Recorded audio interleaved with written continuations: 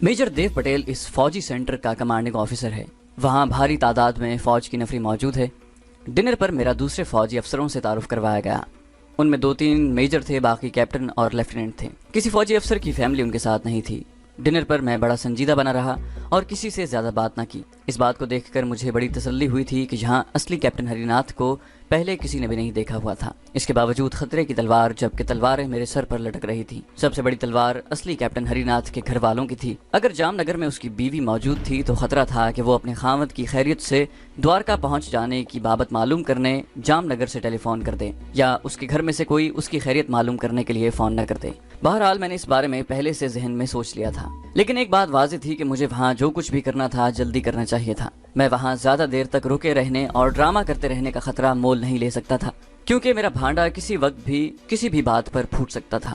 Commanding major Patel ने मेरे लिए रिहाइश का बड़ा आला इंतजाम कर रखा था। ऑफिस में इसके रिहायशी क्वार्टर का सबसे खूबसूरत क्वार्टर मेरे लिए पहले से तैयार कर रखा था। 2 कमरे थे, बेडरूम, ड्राइंग रूम, बाथरूम साथ ही था। सफ़ेद चादरें बेड पर बिछी हुई थीं। अर्दली मेरी खिदमत को मौजूद था। मेजर पटेल मुझे साथ लेकर बेडरूम दिखाने आया तो कहने लगा, कैप्टन तुम अपना सामान भी साथ नहीं लाए, मेरा ख्याल है जल्दी से घर पर ही भूल गए होगे। ये बात उसकी बड़ी अहमियत की हामिल थी। मेरे साथ कम से कम एक छोटा सा ब्रीफ केस होना चाहिए था। ये खामी मुझसे और करीम भाई से रह गई थी। तब मुझे याद आया कि जिस वक्त हमने कैप्टन हरिनाथ और उसके अर्दली की लाशों को दलदली तालाब में फेंका था तो एक छोटा अटैची केस भी साथ फेंक दिया था। उस वक्त ये ख्याल ही ना आया कि ये अटैची केस मुझे अपने पास रखना चाहिए था।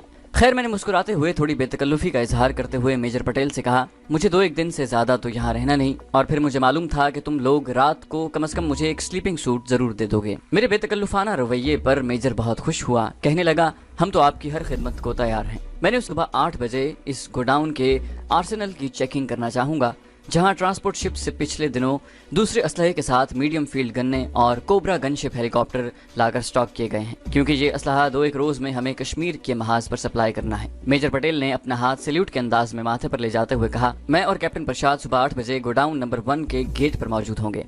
उसके बाद मैंने ये कहकर उसे भेज दिया कि मैं अब आराम करना चाहता हूँ। मैं बिस्तर पर लेट गया, लेकिन नींद कोसों दूर थी। पहलू बदलता रहा, यही सोचता रहा कि किस तरह रात गुजर जाए और सुबह गोडाउन में जाकर असलहे की पोजीशन का जायजा लूं और 15 के 15 च्युइंगम वाले बम वहां अहम जगहों पर लगा दूं।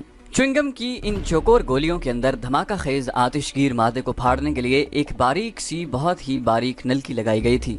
टैबलेट को एक तरफ से दबाने पर यह नलकी टूट जाती थी और उसके अंदर भरा हुआ तेजाब आहिस्ता आहिस्ता नलकी के 2 चक्करों में से होता हुआ कोई 1 घंटे में बारूद तक पहुंचता था। उसके बाद आतिशगीर धमाका होता था और इर्द गिर्द के हर शय के परखच्चे उड़ जाते। इन टैबलेट बमों का दौरानिया 1 घंटा था, जिसका मतलब ये था कि ये बम लगाने के 1 घंटे के अंदर अंदर मुझे वहां से निकल जाना था। कभी सोते कभी जागते रात किसी न किसी तरह गुजर गई। सुबह उठकर मैंने गुस्ल किया, वर्दी पहनी और तैयार होकर ड्राइंग रूम में बैठ गया। अर्दली नाश्ता लेकर आया। मैंने उसे रात ही हिदायत कर दी थी कि मैं नाश्ता ड्राइंग रूम में करूंगा, मैं मेस में नहीं करूंगा। नाश्ता करते करते 8 बज गए। मैं सीधा गोडाउन नंबर 1 के गेट पर पहुंच गया। वहां मेजर पटेल और कैप्टन प्रसाद मेरे इस्तकबाल के लिए पहले से मौजूद थे। गोडाउन का छोटा सा दरवाजा खुला था, जहां एक असलहा बरदार संतरी गार्ड ड्यूटी पर चाको चौबंद खड़ा था। मेजर और कैप्टन ने आगे बढ़कर मेरा खैर मकदम किया। उनके हाथों में एक फाइल थी। मेजर ने मुझे अपनी फाइल देते हुए कहा, इसमें आर्सेनल की पूरी डिटेल दर्ज है। हम गोडाउन में दाखिल हो गए। गोदाम के अंदर असलहे का अंबार लगा था। ऊंची छत वाले इस हॉल में दीवार के साथ असलहे के क्रेट लगे थे। दरमियान में कतारों की सूरत में हर किस्म के असलहे थे।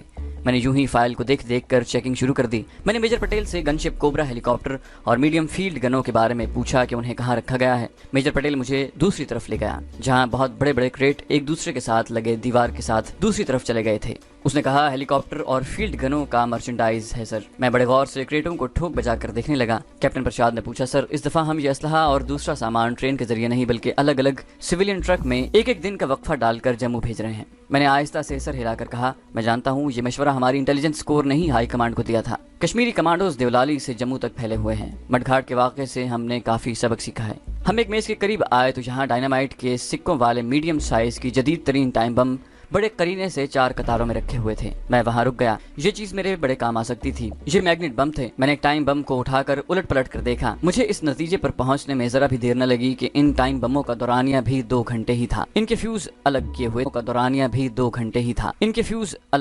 थे। मैंने टाइम बम मेज पर रख दिया और वहाँ के सिक्योरिटी के बारे में मेजर पटेल को जरूरी हिदायत देता उस दीवार की जानिब आ गया जहाँ मीडियम के अलावा हैवी फील्ड गनों के गोलों की लातादाद क्रेट साथ साथ रखे हुए थे। मेरी चेकिंग के लिए क्रेटों के ऊपर के हिस्से खोल दिए गए। ये गोले कश्मीर के महाज पर फायर करने के लिए बाहर से मंगवाए गए थे। मैं आधा घंटा गोडाउन में रहा और मैंने चेकिंग और सिक्योरिटी के बारे में इंतहाई यकसुई जाहिर की, जैसे मुझे इस असलहे की सिक्योरिटी का बेहद ख्याल लगा हुआ हो। उसके बाद मैं फाइल हाथ में लिए उस छोटे से कमरे में आ गया जो मुझे दिया गया था, जहाँ फोन भी लगा था। मैंने मेजर पटेल से कहा था कि मैं अकेला बैठ कर रिपोर्ट तैयार करना चाहता हूँ, मुझे कोई डिस्टर्ब न करे। मेजर और कैप्टन अपने अपने ऑफिस रूम्स की तरफ चले गए जो क्वार्टर गार्ड के सामने ही था। उस दिन सुबह ही द्वारका के आसमान पर काले काले बादल जमा होने शुरू हो गए। जिस छोटे से कमरे में मेरे लिए मेज कुर्सी लगा दी गई थी उसकी खिड़की में से ठंडी हवा आ रही थी। मैं फाइल सामने खोले बैठा था। मुझे अब सिर्फ एक काम करना था कि गोडाउन नंबर 1 में जाकर मौजूद जगह पर अपने टैबलेट बमों के अलावा वहाँ जो मैग्नेट टाइम बम पड़े थे उनको भी लगाकर उनके फ्यूज ऑन करके बटन दबाकर क्लॉक की डिजिटल उल्टी गिनती को शुरू कर दूं। ये काम कोई इतना दिक्कत तलब या दुश्वार नहीं था। मैं बिला रोको टोक गोडाउन में दाखिल होकर ये काम सर अंजाम दे सकता था। मैं सिर्फ एक बात का इंतजार कर रहा था। मेजर पटेल ने मुझे बताया था कि इसराइल की बंदरगाह से असलहे की एक और खेप लेकर मर्चेंट नेवी का बहरी जहाज रवाना होने वाला है। मुझे उस जहाज की रवानगी की तारीख और वक्त मालूम करना था, जिसके बारे में मेजर पटेल ने बताया था कि दोपहर के बाद हमें हैफा की बंदरगाह से जहाज की रवानगी का सिग्नल मिल जाएगा। इतने में टेलीफोन की घंटी बजी। मैंने रिसीवर उठाया तो दूसरी तरफ मेजर पटेल की आवाज आई, सर जामनगर से आपकी कॉल है। उसके साथ ही एक औरत की आवाज आई, हेलो नाथ जी, मैं प्रातिमा बोल रही हूँ। आपने तो कहा था कि मैं द्वारका पहुँचते ही फोन करूंगा, आपने कोई फोन नहीं किया। आपको इतना भी ख्याल नहीं आया कि आपकी पत्नी पीछे क्या कर रही होगी। ये असली कैप्टन हरिनाथ की बीवी बोल रही थी जिसका नाम प्रातिमा था। एक बार तो मेरे बदन में सर्द लहर दौड़ गई। मैंने जल्दी से अपने आप को संभाला क्योंकि ये बड़ा नाजुक मकाम था जहाँ मेरी जरा सी बेहतियाती सारे किए कराए पर पानी फेर सकती थी और मुझे फायरिंग स्क्वाड के सामने खड़ा कर सकती थी। मैंने ये जाहिर करने की कोशिश करते हुए कि मेरा गला खराब हो गया है खांस कर कहा, आई एम सॉरी प्रातिमा, और आहिस्ता आहिस्ता खांसने लगा। दूसरी तरफ से प्रातिमा ने तशवीश के साथ पूछा, नाथ जी आपकी आवाज को क्या हो गया है, आप खांस क्यों रहे हैं? मैंने कहा मेरा गला खराब है, रात को लेमन जूस कुछ ज्यादा पी लिया था। अच्छा अभी मैं मीटिंग में हूँ, मैं थोड़ी देर बाद तुम्हें खुद फोन करूंगा। साथ ही मैंने फोन बंद कर दिया। उस वक्त मेरे दिल की धड़कन थोड़ी तेज हो गई थी। कहीं असली कैप्टन हरिनाथ की बीवी को शक न पड़ गया हो कि उसके खामत की जगह कोई दूसरा आदमी बोल रहा है। बहरहाल खतरे की घंटी बज उठी थी। मुझे अब देर नहीं करनी चाहिए थी। खतरा करीब आए जा रहा था, अब कुछ भी हो सकता था। मैं उसी वक्त फाइल हाथ में लेकर उठा और दफ्तर से निकलकर सीधा असलहे के गोडाउन नंबर 1 की तरफ चल पड़ा। ये गोडाउन चंद कदमों के फासले पर था। गोडाउन का दरवाजा बंद था और उसे लॉक लगा हुआ था। बाहर ड्यूटी पर गार्ड संतरी खड़ा था। उसने मुझे देखकर सिर्फ एड़ियां बजाकर मेरी ताजीम की। मैंने कहा, जवान दरवाजा खोलो, मुझे जरूरी चेकिंग करनी है। संतरी मुझे जानता था कि मैं इंटेलिजेंस का कैप्टन हरिंदो सामान और सिक्योरिटी की चेकिंग के लिए आया हूँ। उसने मुझे अपने जीओसी के साथ सुबह चेकिंग के लिए अंदर जाते भी देखा था। उसने फौजी अंदाज में कहा, सर कैप्टन प्रसाद डिपो लॉक करके चाबी अपने साथ ले गए हैं। मैं वहीं से अपने ऑफिस में गया। वहां से इंटरकॉम पर कैप्टन प्रसाद को फोन किया। घंटी बजती रही, वो अपनी सीट पर नहीं था। मैंने मेजर पटेल को फोन किया और कैप्टन प्रसाद का पूछा। वो कहने लगा, सर वो तो नेवल हेडक्वार्टर गया है, कोई खास बात हो तो फरमाएं। मैंने कहा, मुझे स्टोर में कुछ आइटम्स की चेकिंग करनी है, वो गोडाउन लॉक कर गया है, उसकी डुप्लीकेट चाबी तुम्हारे पास है तो भिजवा दो। मेजर पटेल ने जवाब दिया, सर सिक्योरिटी के मामले में वो किसी पर भरोसा नहीं करता, डुप्लीकेट चाबी भी उसी के पास होती है, फिक्र न करें वो थोड़ी देर में आ जाएगा। मैंने कहा कोई बात नहीं। मैं फोन बंद करने लगा तो मेजर पटेल बोला, सर आपकी मिसेज आपके लिए परेशान थी, आपने उनसे बात करते हुए फोन अचानक बंद कर दिया तो वो मुझसे आपकी सेहत के बारे में पूछने लगी कि आपका गला क्यों खराब हो गया है। मैंने जरा खांस कर कहा कि गले में मामूली खराश है, खतरे की कोई बात नहीं। मेजर पटेल बोला, सर अपनी मिसेज को दोबारा फोन कर लीजिए, वो तो कह रही थी कि मैं खुद आकर आपकी खैरियत मालूम करती हूँ। मैंने जल्दी से कहा, वो तो खामखा परेशान हूँ। मैंने रिसीवर रख दिया और सोचने लगा कि कहीं वाकई असली कैप्टन हरिनाथ की बीवी यहाँ पहुँच ही न जाए। जामनगर से द्वारका का फासला इतना ज्यादा भी नहीं है, सारा दिन बसें और लारियां चलती रहती हैं। मैं परेशान सा होकर कुर्सी से उठकर कमरे में टहलने लगा। उस वक्त हल्की हल्की बूंदाबांदी शुरू हो गई थी। मेरे लिए अजीब मुश्किल पैदा हो गई थी। मैं टारगेट पर पहुंचकर बेबस हो गया था। अगर फर्ज कर लिया असली कैप्टन हरिनाथ की बीवी प्रातिमा अचानक आ जाती है तो फिर क्या होगा? वो अपने खामत की जगह एक अजनबी को देखकर हैरान रह जाएगी और मेरा सारा राज फाश हो जाएगा और एन टारगेट पर पहुंचकर मेरा कमांडो ऑपरेशन नाकाम हो जाएगा और एन मुमकिन है कि मुझे रात होने से पहले पहले फायरिंग स्क्वाड के सामने खड़ा करके उड़ा दिया जाए। मैं मेजर पटेल से ज्यादा पूछना भी नहीं चाहता था कि कैप्टन प्रसाद कब वापस आएगा, इस ख्याल से कि उसे शक न पड़ जाए कि आखिर मुझे क्या जल्दी है और मैं बार बार क्यों पूछ रहा हूँ। बगैर पूछे मुझसे रहा भी नहीं जा रहा था। मैंने 2-3 बार फोन की तरफ हाथ बढ़ाया और फिर कुछ सोचकर रुक गया। असलहे के गोडाउन में दाखिल होने का दूसरा कोई दरवाजा भी नहीं था। ऐसी कोई बज़ाहिर इमरजेंसी भी नहीं थी कि जिसका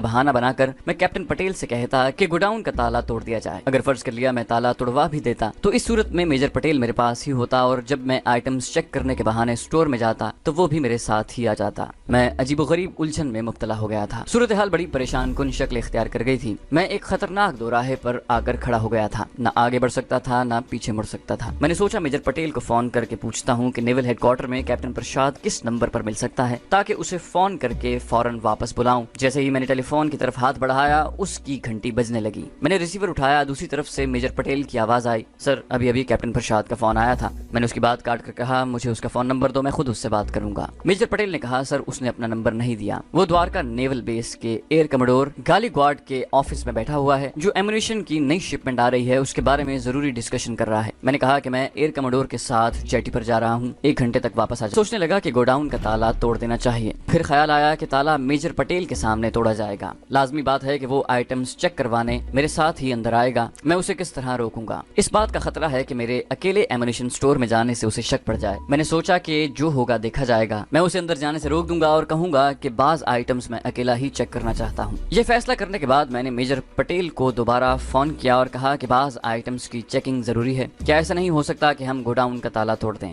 मेजर पटेल ने किस कदर हैरानी का इजहार किया और बोला, सर कोई इमरजेंसी वाली बात नहीं है, ताला तोड़ने की क्या जरूरत है? और फिर हम सिवाय इस हालत में कि स्टोर में आग लगने का खतरा हो गोडाउन का ताला नहीं तोड़ सकते। सर आप तो मिलिट्री के बाय लॉज से वाकिफ हैं। सर ये डिसिप्लिन का मामला है, आप थोड़ी देर इंतजार कर लें, आप तो अभी हमारे पास ही हैं। उसने बिल्कुल सही बात की थी। मैंने फौरन कहा, ठीक है मेजर, ऐसी कोई इमरजेंसी नहीं, कैप्टन प्रसाद आएगा तो चेकिंग हो जाएगी। मेजर पटेल बोला, सर ताला तोड़ने के लिए हमें जामनगर में आपके इंटेलिजेंस वालों को इत्तला देनी पड़ेगी। उनको इत्तला देने के बाद ही हम एमुनिशन स्टोर का ताला तोड़ सकेंगे। अब तो ताला तोड़ने का सवाल ही पैदा नहीं होता था। मैंने हल्का सा बनावटी कहकहा लगाकर कहा, अरे नहीं मेजर, फॉरगेट इट। हाँ, जैसे ही प्रसाद आएगा उसे मेरे पास भिजवा दीजिएगा। Okay sir. मैंने बोझल दिल के साथ टेलीफोन रिसीवर रख दिया। मेरे कमरे की खिड़की से बाहर बदस्तूर बूंदाबांदी हो रही। बारिश मूसलाधार थी, हल्की हल्की बरखा की छड़ी सी लगी थी। मैं कुछ देर खिड़की के पास खड़ा सोचता रहा कि मुझे क्या करना चाहिए। हकीकत यह है कि मैं कुछ भी नहीं कर सकता था सिवाय कैप्टन प्रसाद के इंतजार करने के, और उसके आने में अभी 1 घंटा बाकी था। ये वक्त मुझसे गुजारा नहीं जा रहा था। कुछ देर मेज पर रखी फाइल खोलकर उस पर दर्ज मिलिट्री एमुनिशन की आइटम्स देखता रहा, फिर उसे बंद करके उठा। अपने ऑफिस रूम से निकलकर हल्की बूंदाबांदी में अहाते के सड़क पार करके सामने मेजर पटेल के ऑफिस में गया। वो मुझे देखते ही कहने लगा, सर